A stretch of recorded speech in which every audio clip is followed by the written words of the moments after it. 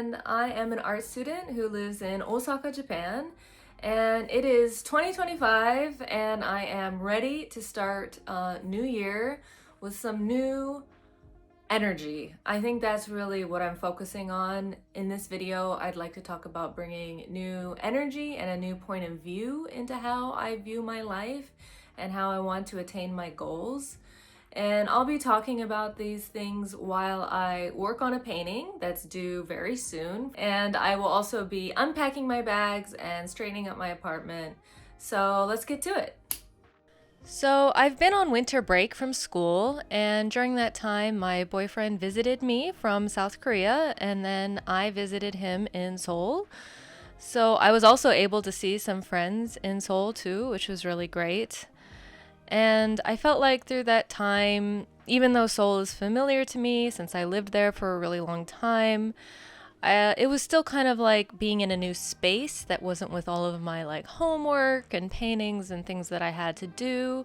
And it did sort of help me kind of chill out a bit.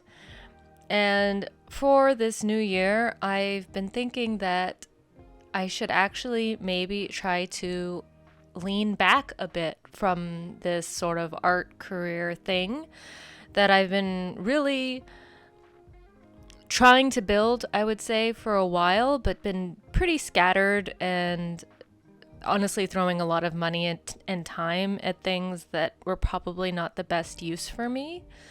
So I don't really mean that I'm going to stop putting the time in it, but I think I want to try to better regulate the feeling of hurry and anxiety, obviously, but I feel like I have this feeling of hurry and rushed when I think about my art career and my art goals and how I want to live my life. And I feel like I'm running out of time.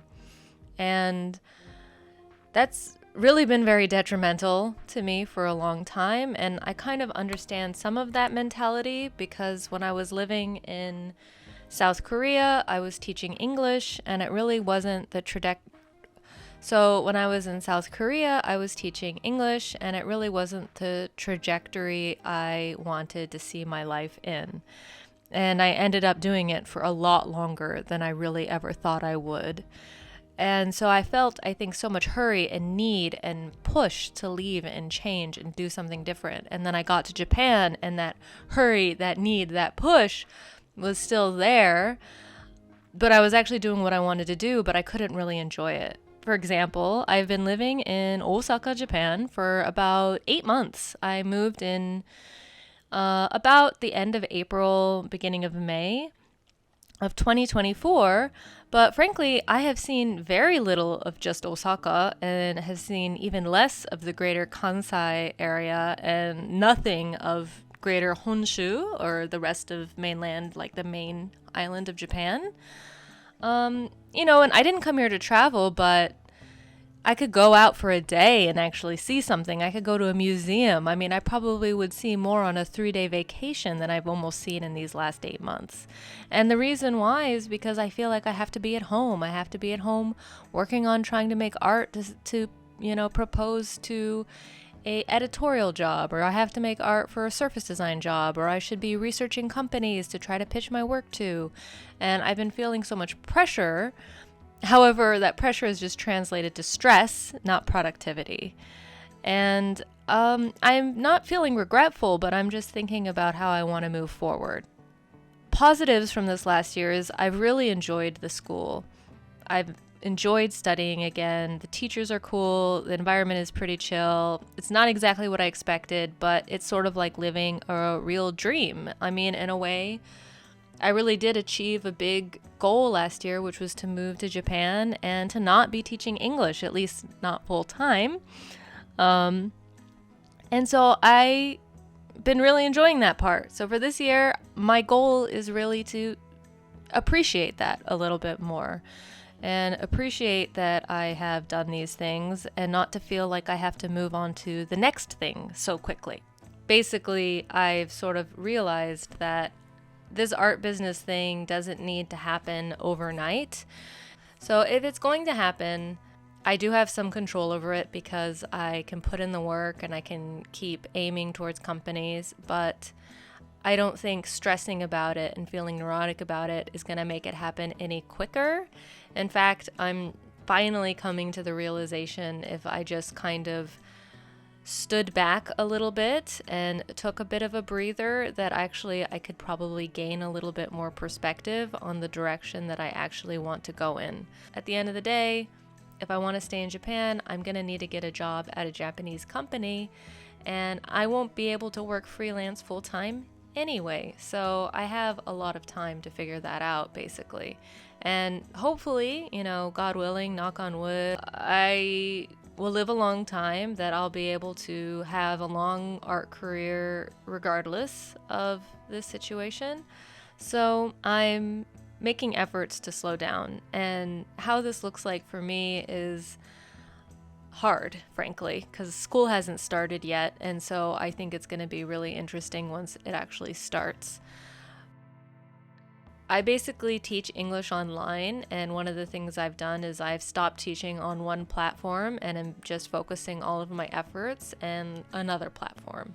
And I'm planning on raising my rates and having a certain set of hours and not really going above those hours as long as I can get by.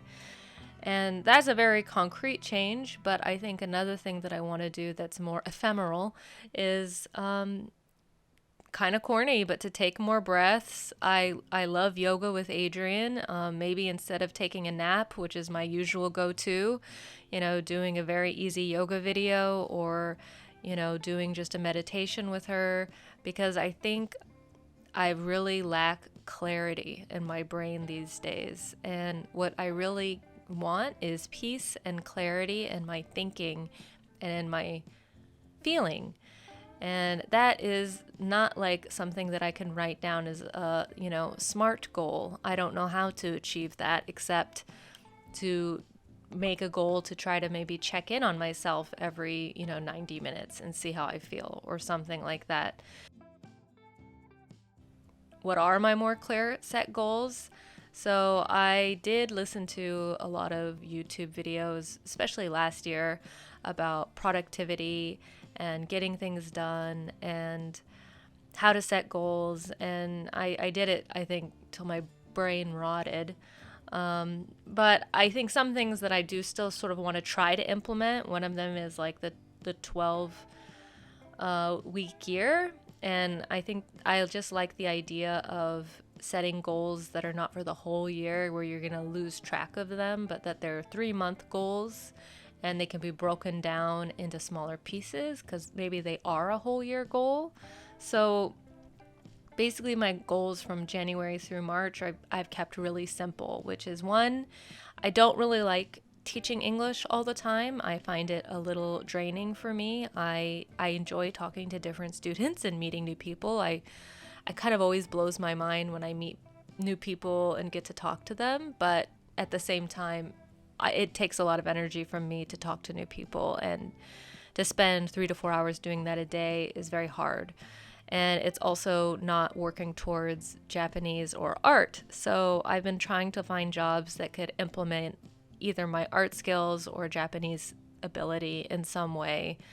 I don't want to get a part-time job yet in Osaka because honestly the wage is so low and not going to be comparable to what I can make online. But the second part of that goal, I've kind of teamed them together, which is looking into more scholarships. So I feel like I have applied to one scholarship through my school, and then there's another merit scholarship that's through, I believe, some Japanese organization called JASO is the abbreviation, or acronym. But that's one goal. And then the next goal is to start studying Japanese more seriously. I'd like to take Japanese level proficiency test. And I think the test is in July. So my next goal is to focus on that. And I do have like a specific idea for that. I'd like to do a practice test at the end of every month. And I have a bunch of, honestly, study books that I bought a long time ago. And I would like to work on 2 of them every day. And ideally finish one, preferably the reading comprehension one. That's the one I struggle with the most. And then my last goal is I would like to post 2 videos a month on YouTube. I'm kind of debating on this one whether I mean 2 like proper edited videos or if live streams count as a video. Because honestly, YouTube to me is the fun part. It's this new creative thing that I get to do, that I've chosen to do, and I feel like I don't know if it'll go anywhere or if it'll be a part of my art career or not, but it's a totally free aspect. And since I'm leaning back from the more commercial building a business, finding art clients, I feel like I can lean more into maybe having more fun with my YouTube channel. And so those are sort of my 3 main goals short term in the 12 weeks that are, digestible. So I've been working on this painting throughout this video, and this painting is for one of my classes. Basically, I could choose whatever I wanted to do for this. And this is the sketch that I had. It was just a little doodle in like my book, and then I made the sketch on my iPad, and I printed it out. I transferred it onto this, and I've been painting it over break, and it's due, I believe, the Tuesday we come back. And I was hoping that I could finish it in this video, and I was hoping that I could finish like cleaning my apartment and organizing it more in this video, but I'm trying to allow things to be a little less perfect, and that includes perhaps this video. If I waited until this painting were totally done, I don't think I would finish this video because school will start. And if I'm talking about my apartment, that's going to be a long journey of self-discovery to learn how to be neat and organized. So that definitely can't be wrapped up in one video. But I guess the message that I want to portray in this is that even though you might feel like a hurry, because I know I did, and I still do sometimes, a lot of the time, that if you've gotten to the point where you've wanted to be, I'm a little more sympathetic to my past self, because I really didn't want to be in the school teaching English. That was really, really painful for me. So I really can't give advice to that version of me, because I still feel that too strongly, and I don't really know what I could have done in that situation better. But if I'm talking to me now, and maybe me of a couple months ago, and maybe you, if you're in a place where you're relatively, where you want to be, but still anxious as hell, you can take some time maybe to just try to enjoy it. Because maybe, you'll keep reaching these goals and these ambitions and these things that you want, and you'll just continually be dissatisfied. And that's been sort of my fear, is I've finally got to this place that I wanted to be, theoretically, but I was still finding problems, and I was finding issues with everything. And there were issues, and there are issues, and they shouldn't be ignored. But I finally moved. I finally got to school. I am teaching online and making some money, and I wasn't acknowledging any of the successes that I had made or anything that I had done that's been working.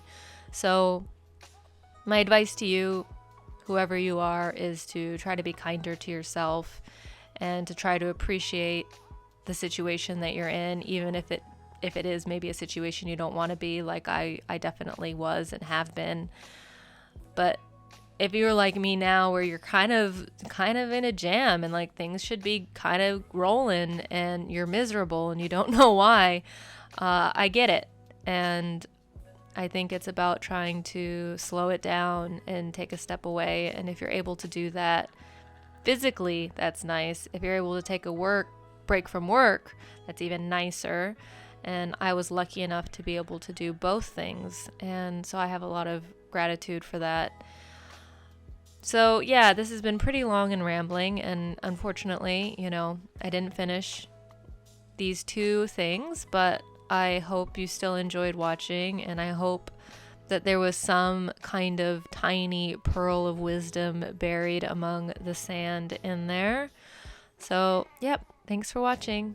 Bye. Hi, this is Hannah, and I'm an art student living in Osaka, Japan. And today I just want to show my kitty cat. Let's look at him. Oh, he's so cute. Hi, baby.